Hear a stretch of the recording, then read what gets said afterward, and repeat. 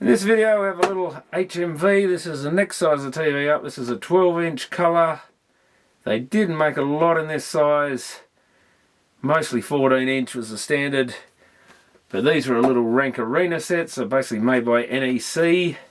Most of them were labelled as Rank Arenas. I think they might have come out under GE maybe. HMV, possibly Healing also had one this size.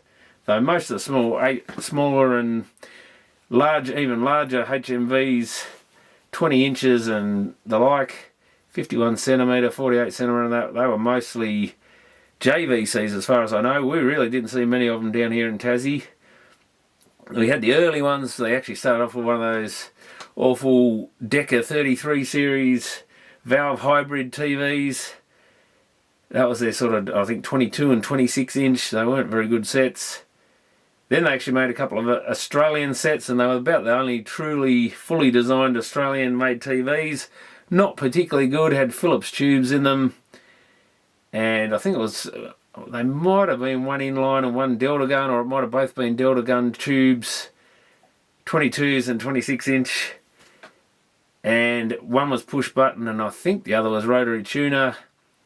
They were the 211 chassis and 212 chassis, I think they were called. I will do some information on some of these old sets one day. And then I think they just, like everyone else, went Japanese, or a lot of other people. They just went to rebadging Japanese stuff. Some of their sets, I think the Braddons and whatever, they were, I think Fujitsu General made. They were a Japanese TV, quite a really good little TV. They used to get a few dry joints in the horizontal and stuff, but that was about it. I'm trying to think what else. I think it was GE did the Hitachi TVs. I think after that they were mostly JVCs rebadged. But again, for some reason, I don't think they had an agent down here or something, because we did not see many of them. They were like an A and then 4-digit number, or B 4-digit number, which I think this is one of them. This has got the inbuilt antennas. And the model is B3201. Made in Japan for Nipper Products Proprietary Limited. So it's not even EMI HMV at that point. I think it was still part of EMI, but whether these televisions were even anything to do with the original companies, I'm not really sure. But this looks every part the same as a Rank Arena one. They weren't actually badging them as NEC at that point. Very smoker infested, or smoke infested one by the look of it. Lots of smoker's tar all over this. It's been sitting on a shelf somewhere, probably up high. So rather grotty looking thing. The back probably wants taken off and hosing down, soaking off. Power cord's the same, all yellowed. Not sure if this thing works. I think it's meant to actually run. I'll be very surprised if it doesn't actually, because these were super reliable. Sounds like we're going to have a dodgy pot like usual. But yeah, virtually nothing went wrong with these. They're only a smaller TV. Nothing particularly high power in them. And they didn't work too hard. What do we got? These pots may be dicky as well. I don't see any picture there. Contrast. So that's not a good sign. Not sure the screen's lighting up at all.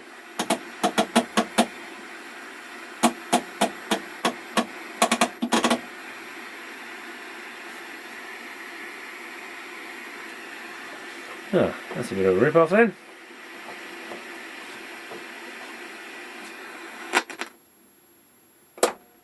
Now I should see the raster claps down, so there's something wrong with this one.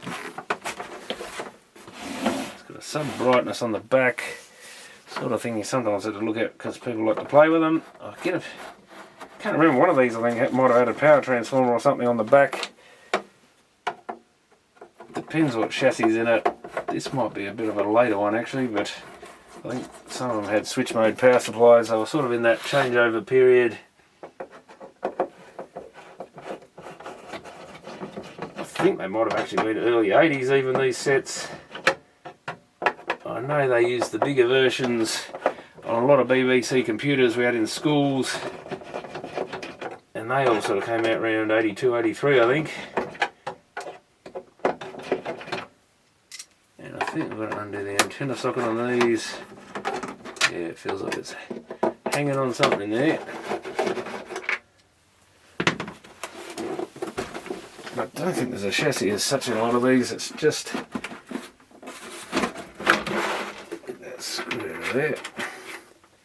Yeah, it does have a bit of a chassis. Yeah, picture tube socket's clean off the picture tube, that would probably explain it.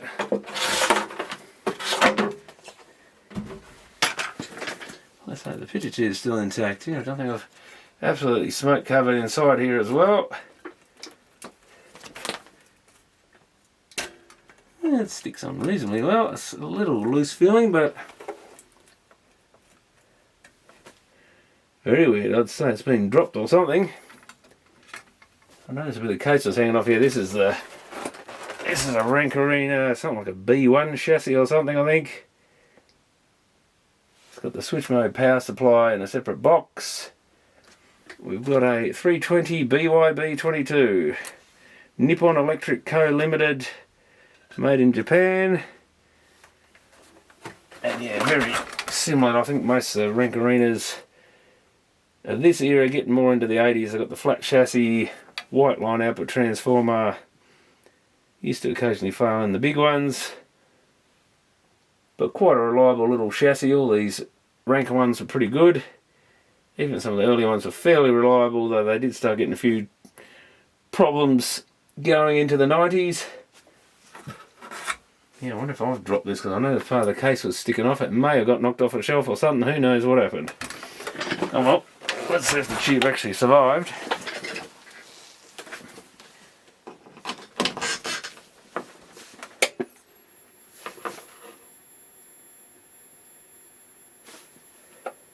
But Rank NEC did actually put out a TV, portable 14-inch, that actually had a Delta gun tube. There weren't many. I think them, National, did AWA? I don't think they did. Maybe, actually they did. They put out a G chassis, I think. So there was only 3 or 4 probably portables that came out when they were still Delta gun, because they had a lot more convergence electronics in them. Is that a vertical hold issue? Probably. And yeah, it needs a grayscale. So yeah, not many people made them. Most of them came out a bit later in the 70s, once the inline tubes were a thing, and it made them a lot lighter and a lot less electronics in there. But I remember the Rank, that was a great big horrible looking thing, and I think it had almost a full size TV chassis inside it, the same as the wooden cabinet, 20 inches and stuff. But again, they seem to be reasonably reliable, though not the longest lived. Not as good as these later sets that just tended to go forever. Oh, that's nearly a test pattern. Not sure what channel this thing comes out on. And yeah, just the push in and rotate, fine tuning. Man, there's a yellow picture. Makes me wonder if we haven't got a colour fault here, because that might be why those colour bars look a bit off. I'm not seeing any white, or not proper white.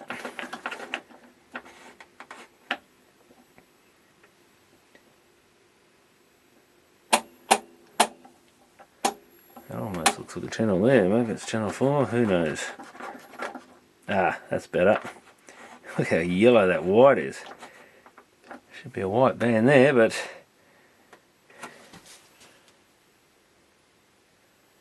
yeah, does this have our colour bars?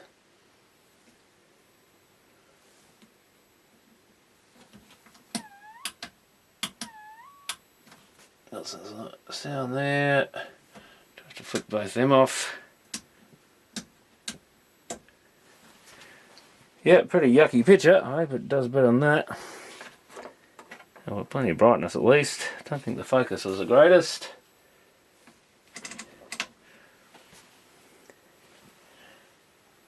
So there's a couple of controls above the line output transformer. That's definitely better. Shouldn't have to touch the screen.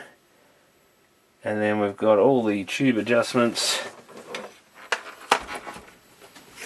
So that's our focus screen.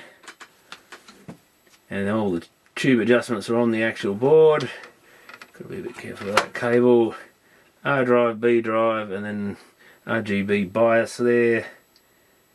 And what were these other, I think, sub brightness, vertical height, and not sure what that other one was. Yeah, it's got NEC PWC 925 there. If you're in any doubt that it's an NEC, let's have a look at the colour and see if we've actually, looks like all the colours are there.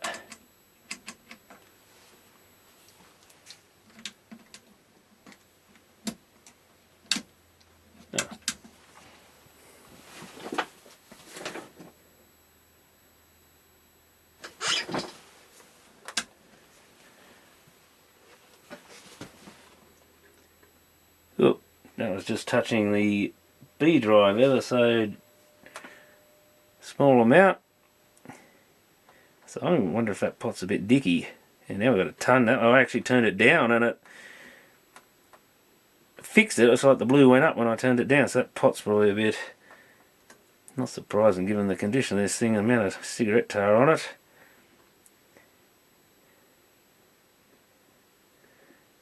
Somewhere around there is pretty good. Well, that's a lot nicer.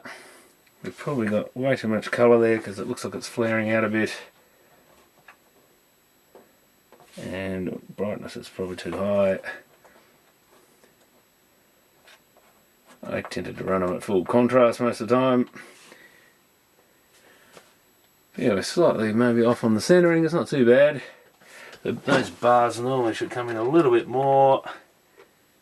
What's that switch do? We've got a service switch. Some of these still have the little plug-in connectors you can move around. What's that one do? Yeah, there's a horizontal center plug that you can shift across. You could almost do that, but a little more, less width would be nice, but I'm not sure they had a width control on these.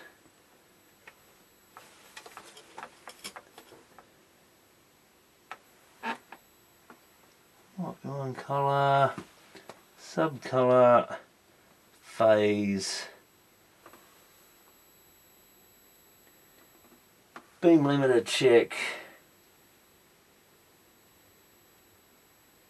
the centering,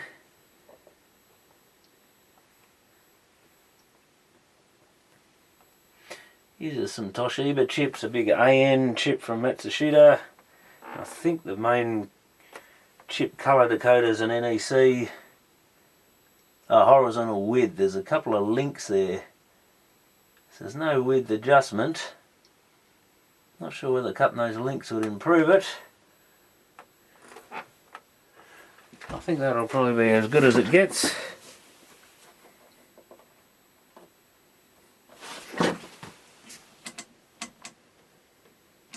Yeah, beautiful colour. They gave a nice picture of these little sets.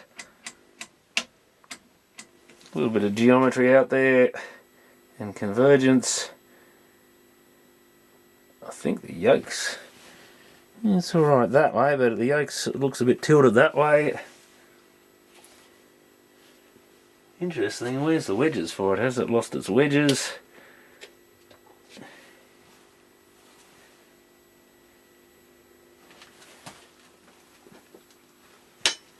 Yeah, there's not a single wedge under this yoke, so I wonder if that's been removed at some point, or maybe it never had any.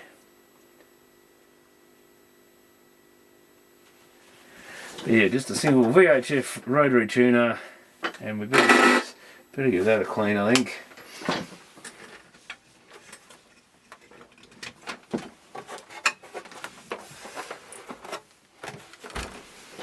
Could do with a good dust out as well.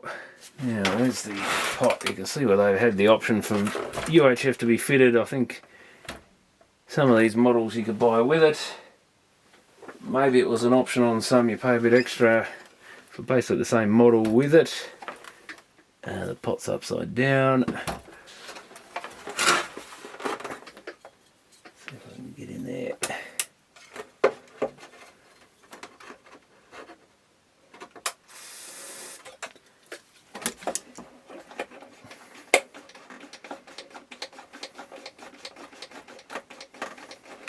But that's probably full of cigarette smoke as well. Better watch it, it'll be on flat out of course.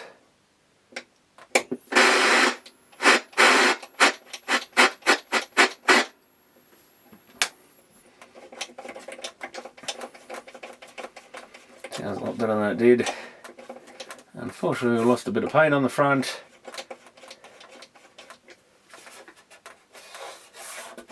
Yeah, she's a little rough. Makes me wonder if this one may have gone for a tumble.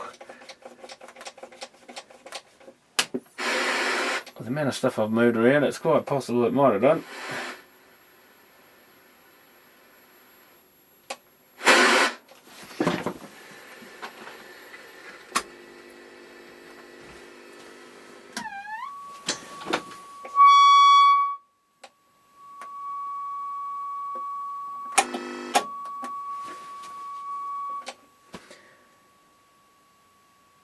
Yeah, the convergence is pretty good in the middle, that's the main thing, but it is a little bit out on this set.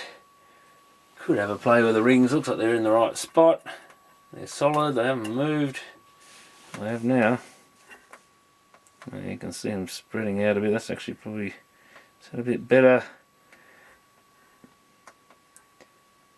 Maybe not. I'll just put everything back where it was. But that'll do as a little display TV anyway. But yeah, quite rare, at least where I am with what's his name, Nipper. Nipper the dog on there. Well, we just looked at a Red Rover last week. And now we've got Nipper the dog this time. But yeah, not sure what the story was with HMV at this point. But I think they weren't really into consumer electronics a lot by then. There are a few boom boxes and other oddball things around with their brand on it. But by the sort of 80s they were kind of out of a lot of their stuff in Australia. It's, like I say, possible someone else took over the brand name. And sort of Healing was pretty well dead as a company by then. I think Healing might have actually developed that HMV Australia chassis. I forget what the story was exactly, but Healing and HMV ended up together and just ended up being a bit of badge engineering in the end, as did a lot of things. But they did experiment with a few European TVs to start with, and yeah, it wasn't very successful.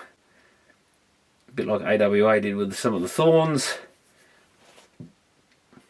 And then they decided easier just to rebadge Japanese stuff basically.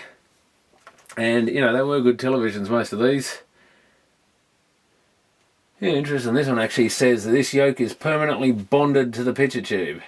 Do not attempt to separate the yoke from the picture tube. Replace only the same type integral yoke picture tube assembly. But none of these were what we'd call bonded yokes. The bonded ones were like these European ones. They glued them on so hard you couldn't get them off. Some of the Sharps used them. I think the C206.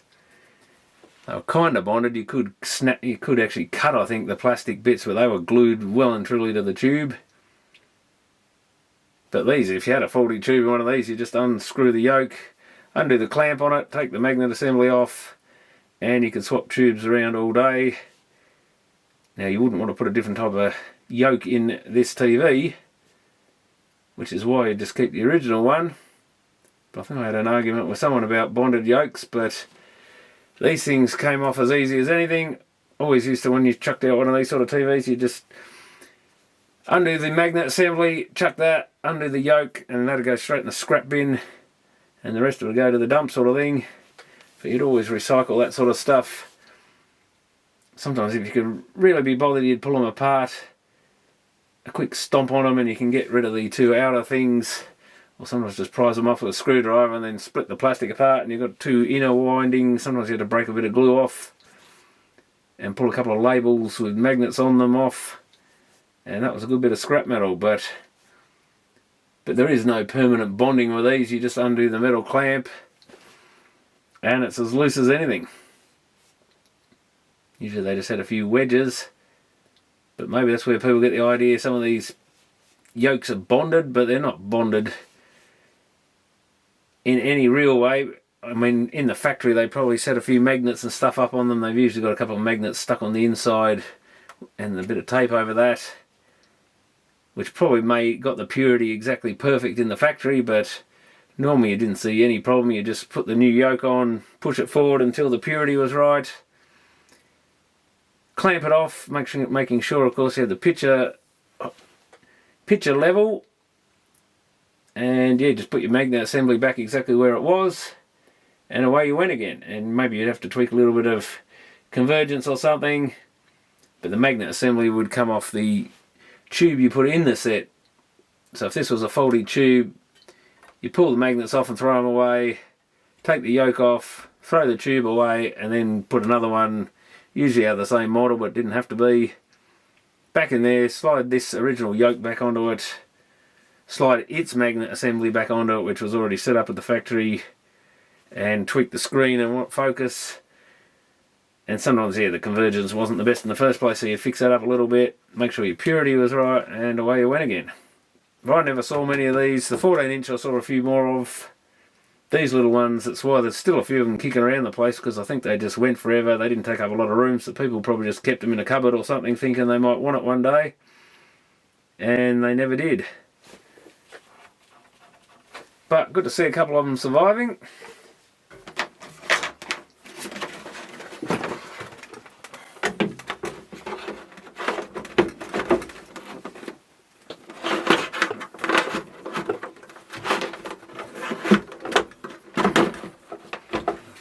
Lose the cord out of there. And you've got to get the vertical, that's actually horizontal hold through it.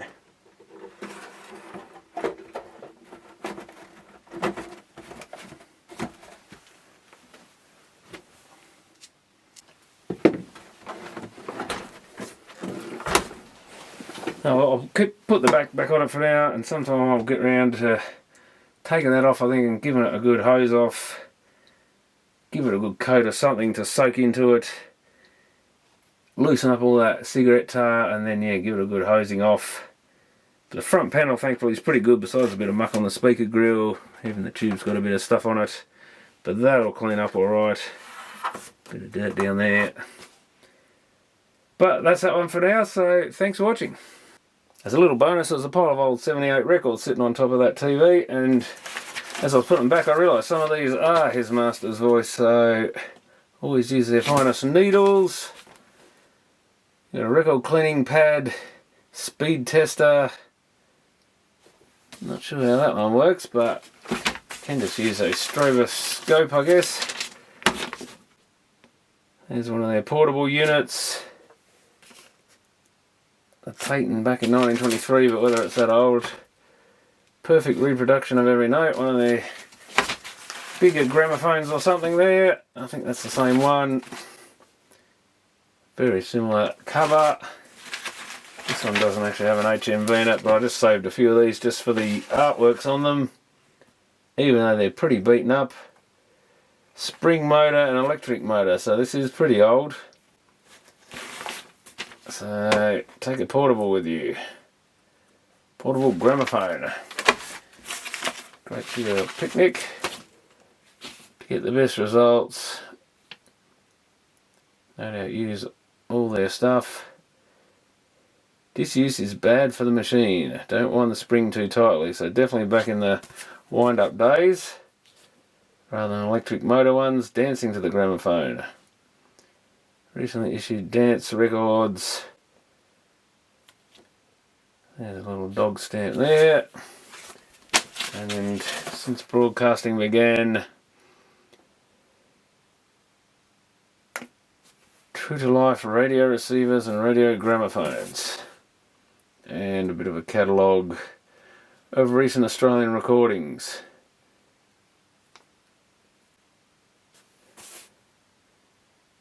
The Parlophone Company, Columbia Gramophone Limited, Homebush. The Gramophone Company incorporated in England. The Parlophone Companies, all these companies were sort of tied up. This brand, I think, was actually absorbed by someone else fairly quickly, but there's a few other HMV items. So thanks for watching.